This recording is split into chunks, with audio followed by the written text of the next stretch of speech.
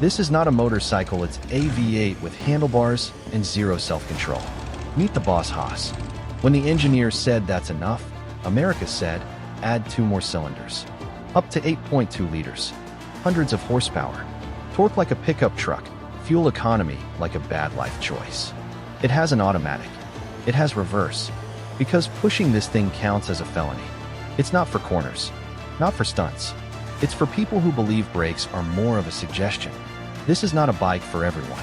This is for those who look at inspections and think it's a comedy show. Boss Haas. When motorcycles weren't enough, someone chose violence and never looked back.